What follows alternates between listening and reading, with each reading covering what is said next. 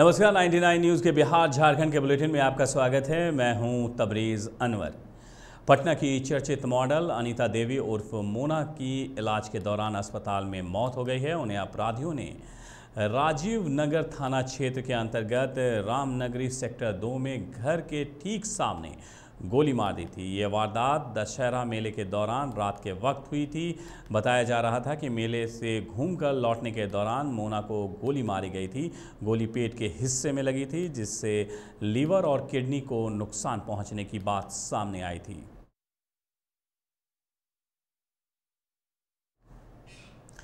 बिहार में विधानसभा की 2 सीटें तारापुर और कुशेश्वर स्थान के लिए उपचुनाव से ठीक पहले राजद को बड़ा झटका लगा है। लालू यादव और शहाबुद्दीन के करीबी रहे सलीम परवेज ने जनता दल यूनाइटेड का दामन थाम लिया है। उन्होंने जनता दल यूनाइटेड संसदीय बोर्ड के अध्यक्ष उपेंद्र कुशवाहा की मौजूदगी में अपनी नई राजनीतिक पारी का ऐलान किया है। सलीम ने शहाबुद्दीन की मौत के कुछ दिनों बाद राजद से इस्तीफा दे दिया था।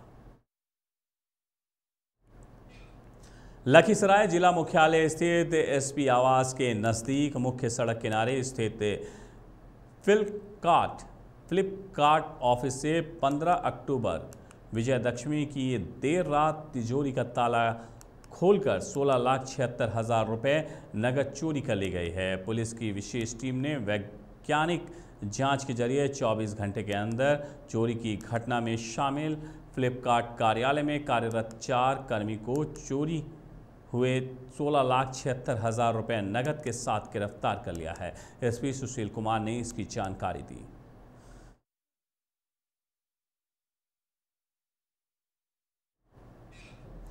मुजफ्फरपुर मध्य विशेष निवेश निषेध और पुलिस ने बबूर बन्नी चौक के समीप एक स्कॉर्पियो से 415 बोतल शराब बरामद किया है। मौके से एक महिला समेत 4 लोगों को गिरफ्तार किया गया। अपर थाना अध्यक्ष कुमार प्रमोद सिंह ने बताया है कि गुप्त सूचना के आधार पर पुलिस ने NH 57 पर नाकेबंदी कर शराब लदी स्कॉर्पियो जब्त की है। थाना अध्यक्ष नरेंद्र कुमार ने बताया है कि गिरफ्तार आरोपियों की पहचान हरियाणा के सोनीपत जिले के रविंद्र कुमार, विशाल कुमार, दीपक कुमार और सिवान जिले के गीता देवी के रूप में की गई है।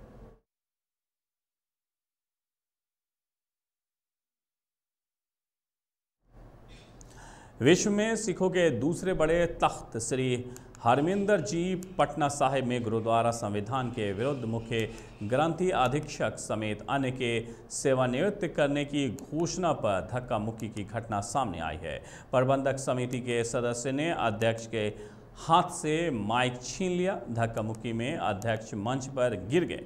मंच पर घमासान मच गया और मंच पर ही मारपीट होने लगी। इसके बाद कथा सुन रहे श्रद्धालुओं के बीच एक खलबली मच गई। इसके बाद से ही खत श्री हरमिंदर में तनाव की स्थिति व्याप्त। बता दें कि तख्त श्री हरमिंदर ने गुरुद्वारा प्रबंधक कमेटी के अध्यक्ष और महासचिव द्वारा 63 वर्ष की उम्र पूरी कर चुकी सेवादारों को सेवानिवृत्त कर दिए जाने के फैसले का विरोध हो रहा है। जोगता में ग्रामीणों ने अवैध गोला लोड एक ट्रक और एक पिकअप वैन को पकड़कर पुलिस को सौंप दिया है, जिसके बाद पुलिस गाड़ी को जब्त कर आगे की कार्रवाई में जुट गई है। वहीं कतरास थाना क्षेत्र के छाताबाद 8 नंबर के जंगल में भी अवैध कोयला उत्खनन कर लोड करते ट्रक को CISF ने जब्त कर लिया है। बताया जा रहा है कि ये कोयला वशिष्ठ चौहान और राकेश ओझा उर्फ बाबा का है। दोनों को क्षेत्र के एक दबंग विधायक का भी संरक्षण प्राप्त है। मलकेरा से GT रोड तक अवैध कारोबारी रूट बदल कर ट्रक पार करवाता था।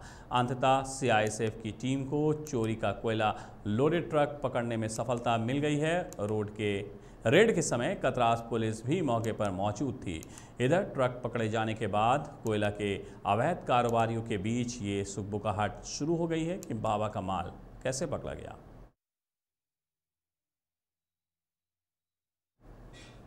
पश्चिमी टुंडी के मनियाडी थाना क्षेत्र के अंतर्गत खटजोरी गांव में झुंड से बिछड़े हाथी ने जमकर उत्पात मचाया। इस दौरान उसने एक महिला का बरबत्ता से हाथ तोड़ते हुए अलग भी कर दिया।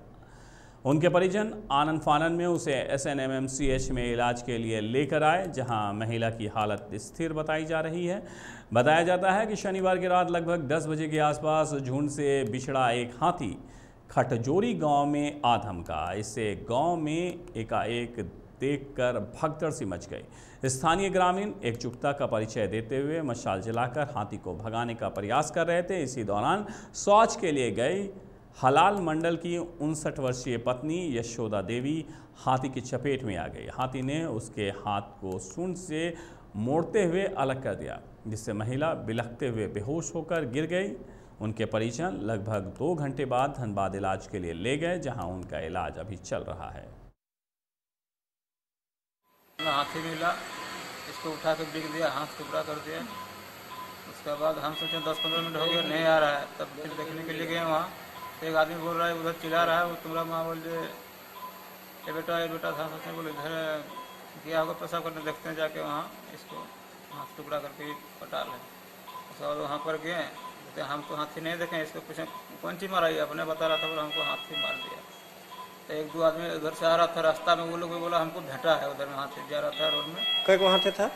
वो लोग भेटा, वो लोग बोला हम लोग देखें उसको और साइड हो गए। तो सब पीछे उसको बच्चा था कि नहीं था हाथी का, हम लोग देख के हम लोग हाथ में था, हम लोग बहुत साइड हो गए, बोलो वही आ रहा है। एक ही हाथी था? हाँ।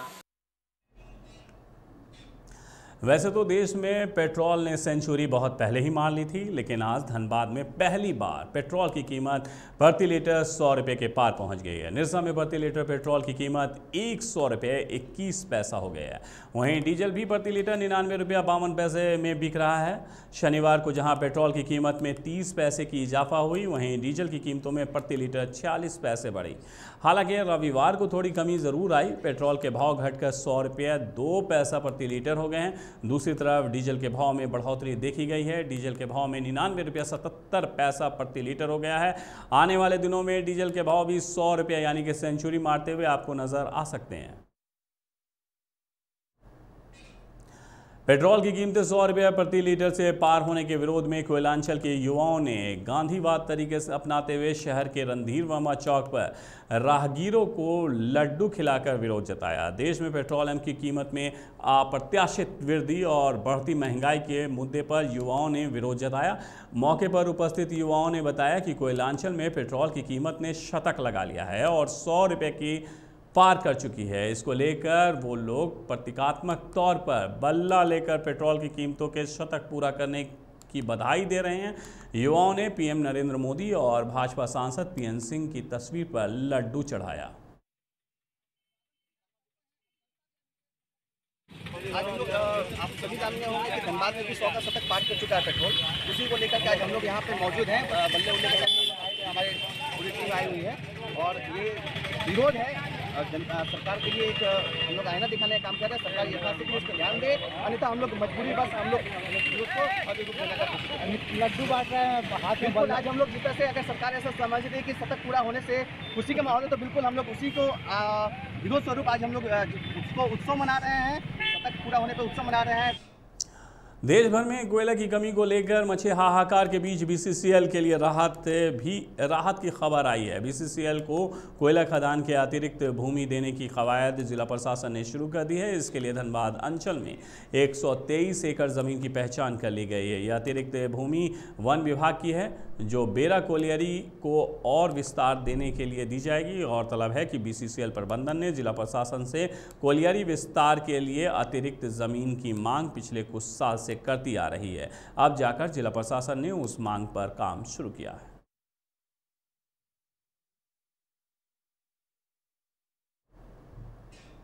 IIT धनबाद सहित अन्य तकनीकी संस्थानों में दाखिले की प्रक्रिया शनिवार से शुरू हो गई है। कोविड-19 के कारण इस बार भी सभी प्रक्रियाएं ऑनलाइन ही होंगी। फिजिकल वेरिफिकेशन कोविड की स्थिति को देखते हुए किया जाएगा। IIT ISM में सीटें अलॉटमेंट और चॉइस फिलिंग शुरू हो जाएगा। इस सत्र में बीटेक में 1125 सीटों पर दाखिला होगा। इसके अलावा इस बार संस्थान में बीटेक में 10% विदेशी छात्रों के लिए सीटें बढ़ाई गई हैं। इस वर्ष लड़कियों के लिए सुपर न्यूमरेरी कोटा समाप्त कर दिया गया है। इसके बाद भी लड़कियों के लिए लड़कों के मुकाबले 20% सीटें आरक्षित रहेंगी। EWS श्रेणी में छात्रों के लिए 10% सीट आरक्षित होगी। छात्राओं के लिए 118 और EWS के लिए 107 सीटें होंगी। कतरास पुलिस ने देर रात मस्जिद पट्टी से मोहम्मद राजू नामक एक युवक को हिरासत में लिया था, जिसके बाद दर्जनों की संख्या में स्थानीय महिला पुरुषों ने थाना पहुंचकर जमकर हंगामा किया। लोगों का कहना था कि वो निर्दोष है, उसे छोड़ दिया जाए। दरअसल 6 अक्टूबर को कतरास थाना के रामपूजन नगर निवासी 16 वर्षीय सुनीलाल खटीक की मौत इलाज के दौरान रिम्स में हो गई थी। आपको बता दें कि कुछ दिन पहले ही मृतक के साथ उसी के मोहल्ले में मारपीट हुई थी, जिसमें सुनीलाल खटीक गंभीर रूप से घायल हो गया था, जिसके बाद से ही वो अस्पताल में भर्ती था, जहां 6 अक्टूबर को उसकी मौत हो गई। घटना में कतरास पुलिस ने मामला दर्ज करते हुए मोहम्मद राजू को पूछताछ के लिए थाना लाई थी, जहां उनके परिजन पहुंचकर हंगामा करने लगे। बाद में थाना प्रभारी ने परिजनों से बातचीत कर उनको शांत कराया और इस शर्त पर राजू को छोड़ा गया कि हत्या के इस मामले में वो प्रशासन का सहयोग करेगा।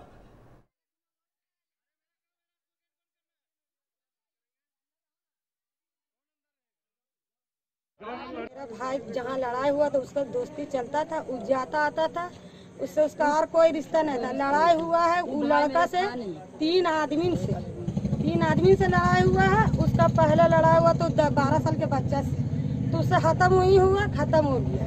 उसका बाद कौन गोपला है 2 ठो, उसको वो लड़का जो मारा उसको बहुत बुरी तरीका से मारा, पूरा मोहल्ला उसको देखा, उसका बहन तक के देखा। अभी सर को भी सर कोई न मारा, गोपला मारा मेरा भाई, कोई न मारा, गोपला मारा मेरा भाई। थाना वाला वही बोल रहे हैं कि तो पूछताछ करेंगे।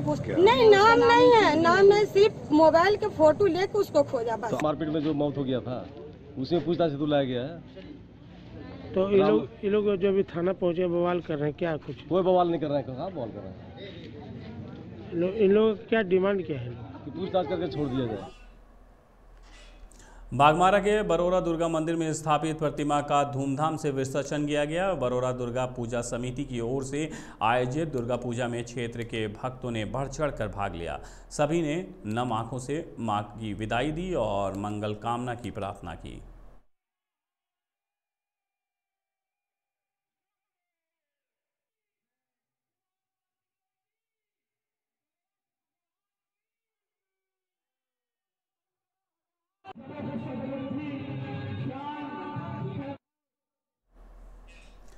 धनबाद के बलियापुर की 2 महिला क्रिकेटरों ने एक बार फिर झारखंड स्टेट सीनियर महिला क्रिकेट टीम में चयनित होकर क्षेत्र का नाम रोशन किया है। झारखंड स्टेट सीनियर महिला क्रिकेट टीम में चयनित दोनों महिला क्रिकेटर क्षेत्र के रखीदपुर गांव की रूमा कुमारी महतो और धड़बड़ गांव की दुर्गा कुमारी मुर्मू हैं। 31 अक्टूबर 2021 से देहरादून में शुरू हो रहे इंटर स्टेट सीनियर महिला क्रिकेट मैच में झारखंड की ओर से खेलने के लिए दोनों महिला क्रिकेटर देहरादून रवाना हो चुकी हैं।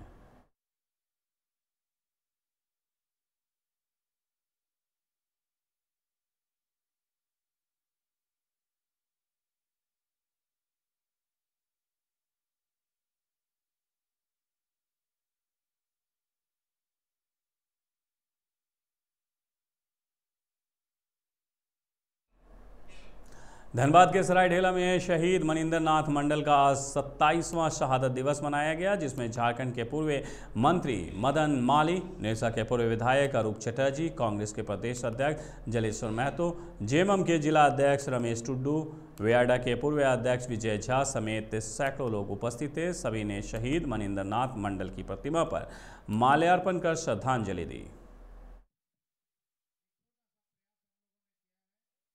के माध्यम से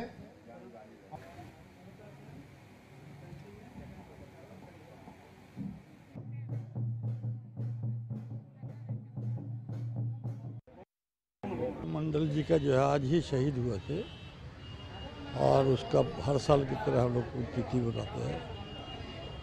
और देखिए दुर्भाग्य है कि साहब जो है माफियाओं का गढ़ है यहाँ, और उनके शहीद होने के बाद भी हम लोग कुछ ऐसा कार्रवाई नहीं कर सके, क्योंकि उसका खुद ही कत्ल हो गया जो आदमी मारा था उसका खुद कत्ल हो गया। 22वां मणिंदर मंडल के 22वां आज शहादत दिवस पर हम सब उपस्थित हैं।